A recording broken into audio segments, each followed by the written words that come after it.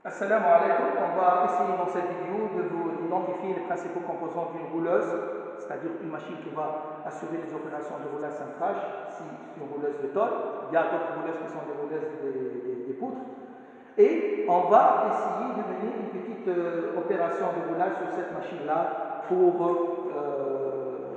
vous montrer comment on peut transformer une tôle initialement plane en une tôle de forme roulée ou cintrée. Alors, on commence. On voit ici sur la partie opérative, si on va identifier les différentes composantes de la partie opérative, on voit que le cœur de la partie opérative il est composé de 4 rouleaux.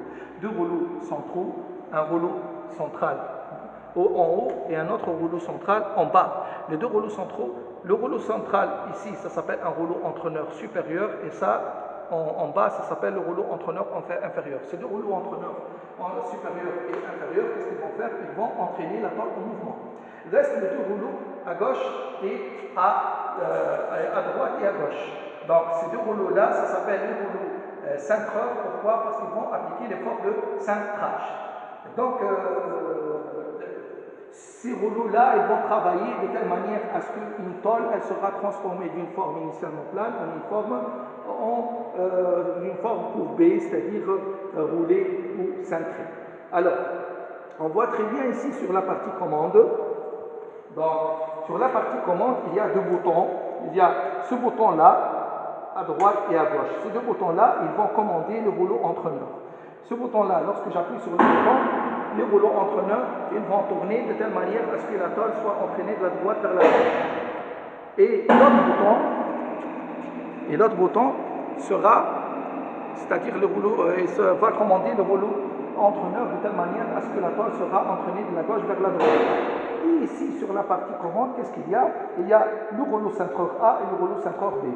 Ce bouton-là, il va soulever le rouleau cintreur. Ce bouton-là, il va abaisser le rouleau cintreur. Donc, si j'appuie sur le bouton de soulèvement, on remarque très bien que le rouleau cintreur à droite, il va se soulever. Lorsqu'il se soulève, qu'est-ce qu'il y a? Il y a un effort de cintrage qui sera amplifié, c'est-à-dire qui va augmenter, mais le rayon de cintrage, il va diminuer.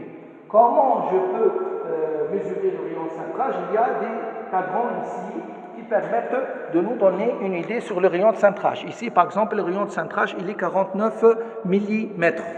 49 cm, c'est-à-dire 409 mm. C'est le même cadran ici, il va donner le même résultat. Donc, aussi, qu'est-ce qu'on va faire? On va essayer maintenant de mener une opération de roulage cintrage sur cette machine-là. Donc, je vais essayer maintenant, par exemple, de faire un roulage cintrage d'une tôle suivant un rayon de cintrage égal à 200 mm. Donc, je vais augmenter le rouleau cintrage jusqu'à ce qu'il soit 200 mm, c'est-à-dire 20 cm. Je vois sur le cadran. Donc, je vois sur le cadran ici, sur le cadran là, qu'est-ce qu'il y a? Il y a 40. Donc, je dois soulever encore le rouleau cintrage jusqu'à ce qu'il soit 20 cm, c'est-à-dire 200 mm. Donc, il est combien là? Donc, on doit faire 20. Voilà. Comme ça, c'est 20. J'ai fait l'opération sur le rouleau cintreur à droite et aussi sur le rouleau cintreur à gauche. Voilà le rouleau cintreur à gauche. Ici, il y a 65 cm, c'est-à-dire 605 mm comme rayon de cintrage. Donc, qu'est-ce que je dois faire? Je dois augmenter jusqu'à ce qu'il soit 20 cm, c'est-à-dire 200 mm. Donc, j'augmente encore. Je suis à 30. Jusqu'à avoir un rayon de cintrage égal à 20 cm. Donc maintenant, je vois très bien de ce côté-là de cette partie-là, que les 2 rouleaux cintreurs, ils vont nous donner un rayon de cintrage égal à 20 cm, c'est-à-dire 200 mm, bien sûr. Et ici, qu'est-ce que je dois faire?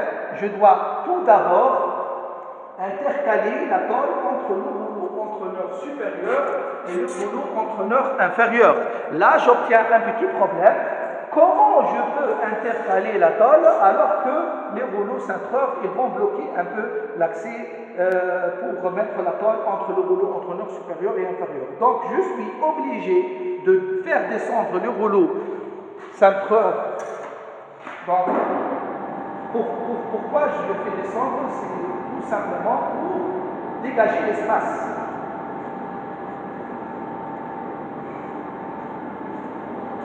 Donc, je dégage l'espace. Normalement, c'est bon, l'espace, il est dégagé, donc c'est bon. Donc, qu'est-ce que je dois faire? Je dois intercaler maintenant la tôle entre le rouleau entraîneur supérieur et le rouleau entraîneur inférieur. Mais je ne peux pas, pourquoi? Parce que le rouleau entraîneur supérieur, il est en contact avec le rouleau entraîneur inférieur. Qu'est-ce que je dois faire? Je dois abaisser la position verticale du rouleau entraîneur inférieur. Comment? En utilisant ce volant-là.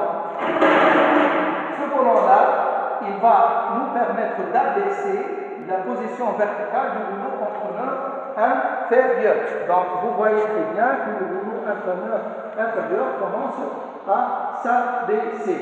Voilà. Donc, j'ai l'espace pour faire entrer la tôle. Donc, je fais entrer la tôle. Ici, il faut vérifier l'éclairage entre l'axe du rouleau et aussi la génératrice de la tôle. Donc, avec un équerre, on peut vérifier cet éclairage-là entre la génératrice de la tôle et l'axe du rouleau. Puis, qu'est-ce que je dois faire? Je dois remonter le rouleau entraîneur inférieur de telle manière à ce que la tôle soit emprisonnée. Bien sûr, j'utilise le volant de verrouillage de telle manière à ce que la tôle soit emprisonnée entre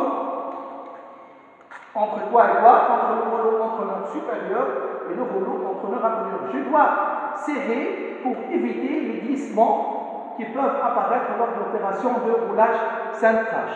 Maintenant, qu'est-ce que je dois faire? Je dois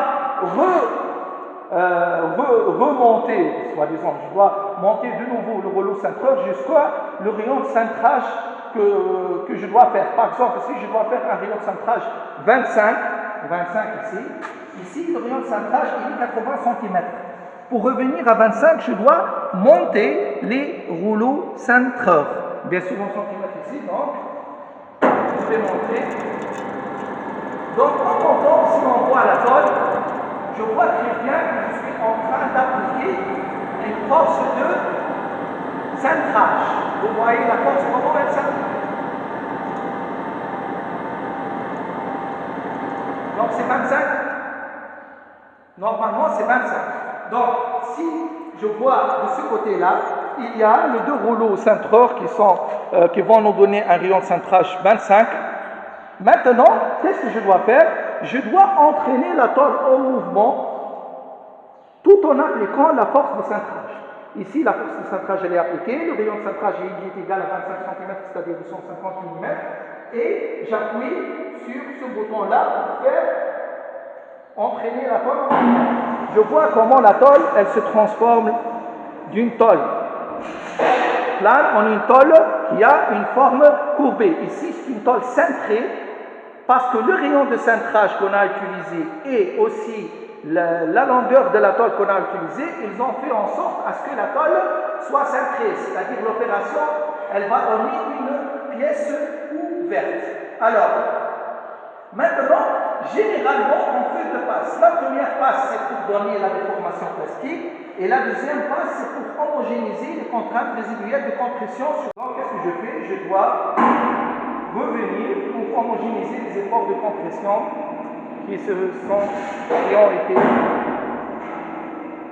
qui ont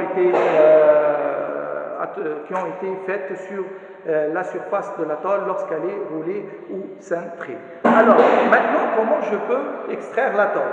Tout d'abord, qu'est-ce que je fais?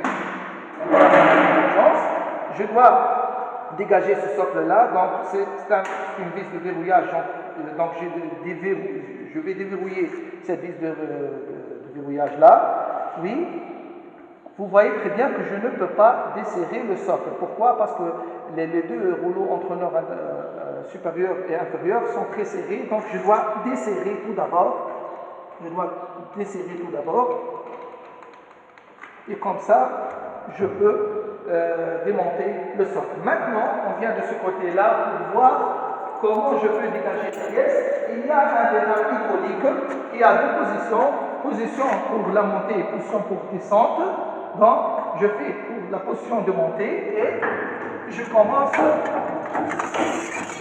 à pomper ici pour que le rouleau entraîneur supérieur va monter suivant une inclinaison donnée et je peux extraire la tôle. Donc, pour le socle, je